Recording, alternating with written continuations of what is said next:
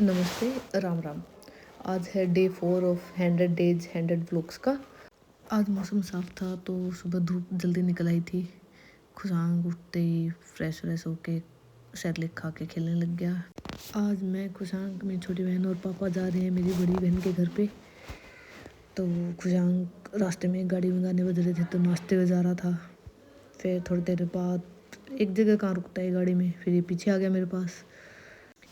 इसकी ड्रेस मैं लेके आई थी जूडियो से, बिल्कुल टेडी बियर लग रहा था। रास्ते में देखते हुए जा रहा था। अभी तक ये खेत में नहीं गया, इसने खेत देखे नहीं है, तो ये बिल्कुल ऐसे खिड़की से बाहर ऐसे देख रहा था कि क्या है, मतलब इतनी सुंदर सी चीज़। अभी ये थोड़ी ठंड ज़्यादा है तो अभी हम लेके नहीं गए। फिर ये सो गया रास्ते में ही। इतना दूर तो नहीं है लेकिन फिर भी सुबह से सोया ही नहीं था। तो तब तक हम दीदी के घर पहुंच गए। फिर ये है मेरे दीदी का घर। ये घर मेरे जीजू ने डिज़ाइन करा है। इस घर की एक एक चीज़, photo frame, lighting, A to Z चीज़ें। जब पहुँचे तब हम बैठ के बातें करने लग गए। फिर मेरे ध्यान ही नहीं रहा कि मेरे को रिकॉर्ड करना है। फिर मैंने थोड़ा सा ही रिकॉर्ड करा। मैं फिर कभी दिखाऊंगी। मेरी दीदी का घर बहुत सुंदर है, खेतों के बीचों बीच है उनका घर। फिर वापस आ रहे थे, लक्षित ने अपनी सीट रुका ली थी आगे, हम पीछे पैक हो गए थे सारे के सारे। खुशांक सो गया था वापस आते हुए भी, क्योंकि वहाँ पूरा खेल के आया था। आज सारे हम इकट्ठे हो जाएंगे, मज़े आएंगे। जब सारे बच्चे इकट्ठे हो जाते हैं ना तो घर वालों का भी पूरा मन लग जाता है। धीरे धीरे करके सारे इकट्ठे हो जाते हैं, फिर एक एक करके सब जाते हैं, तब इनका मन नहीं लगता है। अब सारे इकट्ठे हो गए हैं तो फिर ऐसा रहेगा, रात को लेट तक सोना। रात को मैगी बन रही है, चाय बन रही है, कॉफ़ी बन रही है। मम्मी डांट मार के सुलाती है कि सो जाओ भाई अब तो।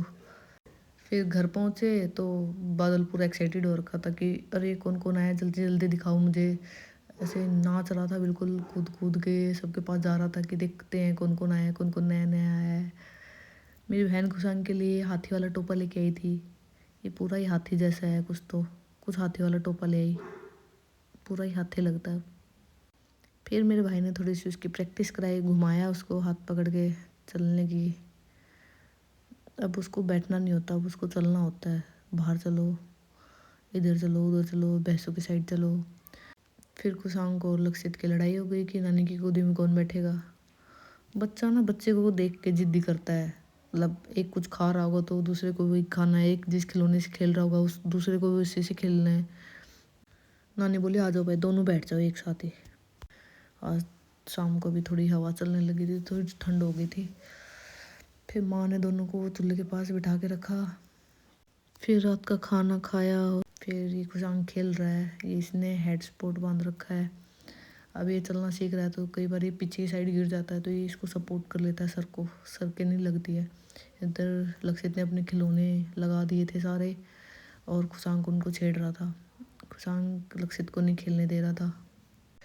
आज सारे थक गए थे तो थोड़ा जल्दी सो गए। खुशांग भी थोड़ा टाइम से ही सो गया था, 8:30 तक। ओके, आज का व्लॉग यहीं पे ख़त्म करते हैं। Thank you for watching. Please like, share and subscribe.